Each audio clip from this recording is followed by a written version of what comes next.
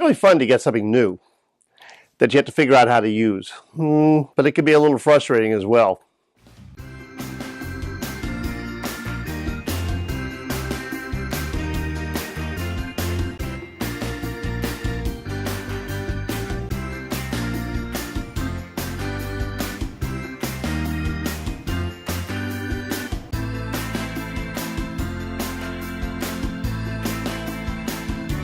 Bill Business is photography and technology tools. I mentioned in a recent episode of my video updates that I'd gotten a new toy, a gimbal or stabilizer for my iPhone.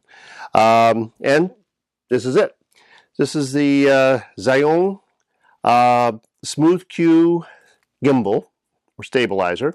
I got it about 2 weeks ago. This is a full production model. The manual is actually in English. Some of the videos I've watched, I've had shown the manual still in Chinese. But this is the newest of gimbals that Zhiyong Technologies has produced. They've made many others. This is, however, certainly the least expensive, coming in at $139 US. It's a lot cheaper than most of its competitors, and it's usually compared to the DJI Osmo Mobile smartphone holder when you see comparison videos, and that's it. It looks very much like that particular device. So that is who they're up against or fighting against, I guess. And that price is definitely because the Osmo, I believe, is something like $299 or thereabouts. This video really is more of an overview of the frustrations of a newbie gimbal user. It's not a review, as most of my videos, I don't intend them to be reviews and with lots of details about a product. And it's not even really a commentary on the Smooth Q itself. It's a kind of a commentary, if you will, on my first impressions of this device, and actually my first impressions as a first-time user of a gimbal at all. What having this for the last 2 weeks has shown me is that I'll be doing more videos than just this one, because after I hopefully conquer some of the things that are driving me crazy and start using it really in producing nice, smooth videos, I'll have more to say about this particular gimbal. The other thing too is I won't bore you with a lot of details. I'll give you some of the some of the features of the device, but I won't bore you with minutes and minutes of footage that I've taken with this. I've looked at every video I think that's on this particular gimbal on YouTube, and there are a lot of very good ones, and I'll link to one or two. And there are also a lot that are just showing the video clips, which is fine because people are excited to get this device and use it with their smartphone, and so that makes sense. But what I really need is a little bit more information about proper handling of a gimbal, since I'm a first-time user. So if you're a first-time user, again, you're in the same boat as I am. The build quality of this device, I was really impressed. For $139, and knowing that others are selling for quite a bit more, this is really a very well-built piece of equipment. It does have a built-in rechargeable battery. It comes with a micro USB cable that you plug in here, and you can plug into a USB outlet, and you can actually even charge it while you're using it, which really is kind of handy. And I don't usually like rechargeable batteries, but I like to have a backup battery and a backup to the backup and so on. But the company claims that the battery life after a charge is 12 hours.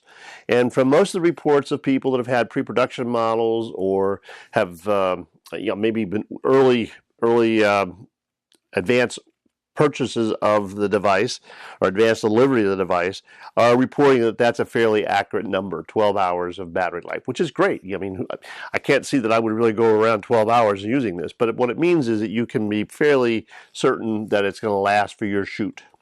The gimbal comes in a great case. It's kind of a soft shell case. Looks like a little violin case. and it's molded inside, so the gimbal fits right into the molds. If you, again, have looked at other videos of pre-production models, you probably saw people with a neoprene case. And really, there's kind of good news and bad news about the case. And the case comes with a strap, too. Good news and bad news about the case. The good news is that it is a very well-made case, and it definitely is going to protect the gimbal from damage.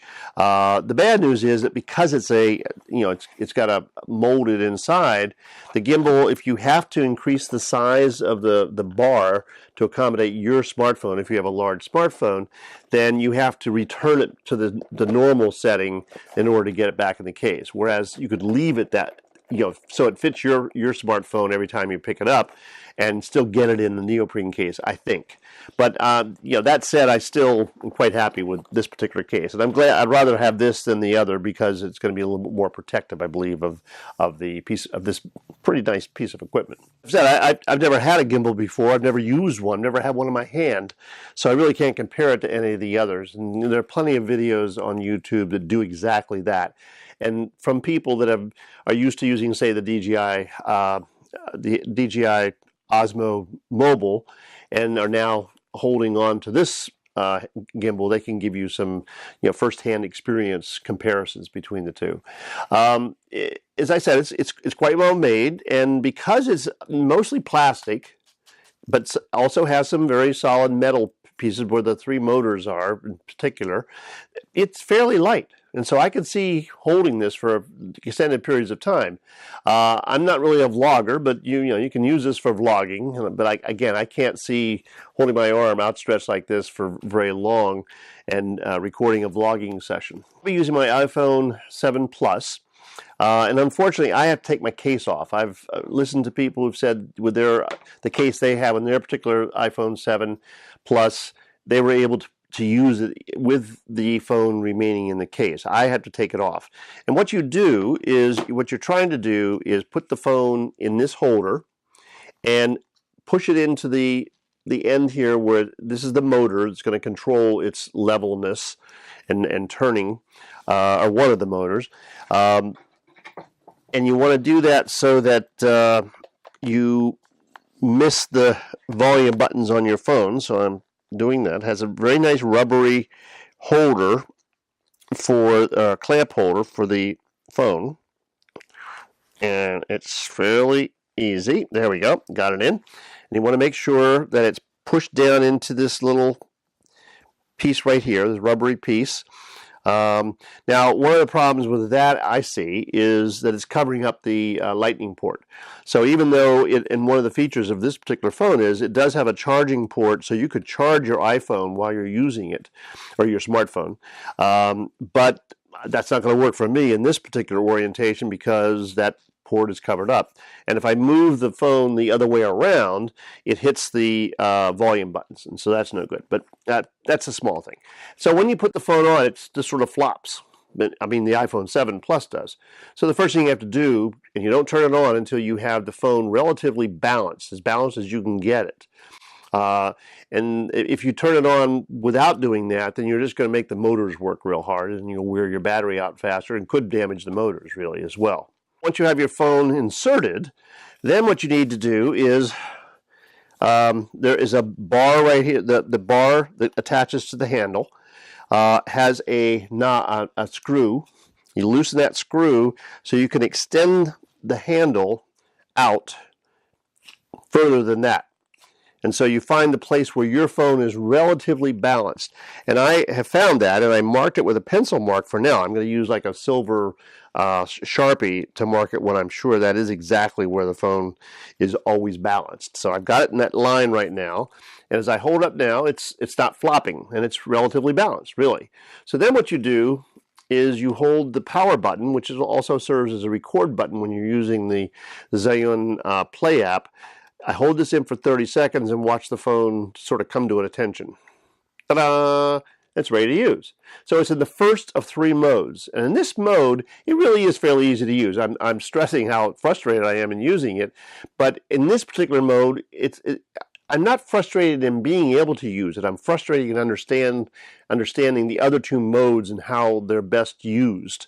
But in this mode, you can just take off, and I did. And here's a real quick clip of going through the yard, minutes after I turned it on for the first time, and you'll see how smooth that video is. And I won't bore you with many, many minutes of it. I'll just show you a little bit. But in this particular orientation, it's ready to go. And easy, as I said, easy to use. It has two other modes, though, and the way you change modes is by, and I should say, too, that you can use this with the default camera app on your smartphone, the camera app on the iPhone, for example, or you can use it with a third-party app. I like to use Filmic Pro when I'm doing videos, and so you can use it with Filmic Pro. Another thing that has bothered me a little bit is once you have it on, or once you have it mounted and you try to turn it on, then it's a little cumbersome to hit that button, and then especially if you have your fingerprint thing working. Now I'm in Siri, I don't want that. And if it doesn't, yeah, there it went to my home screen. And then I can choose Filmic Pro, and it'll work fine with Filmic Pro. Or I can use the camera app, but there's also a specific app for the Smooth Q. It's the Xeon Play app. It's available on the App Store. Right now it's in selfie mode, so if I turn this around, hit the button, now it's, whoops, still in selfie mode. Okay, so now that's the Xeon Play app. If I want to change modes, I hold the mode button in once, and hit it twice, and it goes into a mode where it kind of follows the direction that see, if I go up, it's pointing down. If I go down, it's going to point up. So that's the follow mode. And then if I click this again, it goes back to, this is part of what frustrates me, and this is good actually to show you. So what I often do, I'll turn it off and turn it on again, which is kind of cheating, but I'm going to do that now. Turn it off, hold the power button in for 3 seconds, and it's gone off. You can see the phone is kind of semi-balanced. And I hold it for 3 seconds again, and it comes to attention, and I'm ready to video. When you're using the Xeon Play app, you have more use of the functions that are on the control panel here. You can use wide and telephoto to zoom in and zoom out. I found some problems with that in my particular case. That's a question I've sent to Xeon support to ask them about. It has a joystick, so you can make it go up, which is pointing up in the air. And if I pull that down, it's coming down, and it's pointing down now. So I can control that. I control, I think, left and right. Now in this mode, I don't think I can control that. So let me get that back to level. Okay, so now the deal is that I move around, and that's staying steady. Okay, so that is using the Xeon Play app. Of course, the all-important question is, why did I buy it? Well, one of the things that attracted me was this follow mode. I mean, as I watched a lot of videos before I bought it, or before I ordered it, and the fact that I could put this on a tripod, and that's another nice feature. It has a 1/4-20 port, so you can put it on a tripod. I could put this on a tripod, and if I wanted to do a video of myself in this room, and I want to go to the bag where the bags are hanging, I might go over there where the lenses are, and I might want to go over there where my desk is, and over there. If I'm moving around, this will actually follow me. And again, there are lots of videos that show you this. I'm not going to go into it right now, but so that feature is one of the things that attracted me to buying this particular gimbal. But the second thing is, I'm looking forward to being able to use it to get really nice, smooth, level video when I'm doing my videos for my video stories series, or if we're doing any videos really, just events for our family, or if I'm recording an event for somebody else. This will make sure that I get really good video from that, and so those are the main two reasons that I purchased it, and the price. It's a fairly inexpensive for this type of a device, and something I thought would be nice to have in my arsenal. So, as I said, I'm frustrated. Why am I frustrated? It's really just not being able to figure out, just as you saw when I went into those other two modes, not really quite getting how to use those other two modes. The follow mode I understand. The first mode and the second versus the second mode that I'm still trying to figure out. One of the things that I think would be nice is if either on the app, on the Xeon app, if they would indicate which mode you're in. That would be helpful feedback to me. But maybe once you're used to using a gimbal, that's not a big thing because you just feel it. When it's a sophisticated piece of equipment and it takes some getting used to, I'm sure. I mean, obviously it does. Or maybe in a future version they could make lights on here so it's 1, 2, 3. It shows you which mode you're shooting in. I just think that would be handy for a new user at least. But I'm glad I bought it because I think it's going to help me with getting the, as I said, nice smooth video that I'd really like to have for my videos. I appreciate your dropping by to see this video, and I look forward to having you join me for my next episode of Photography and Technology Tools. Goodbye.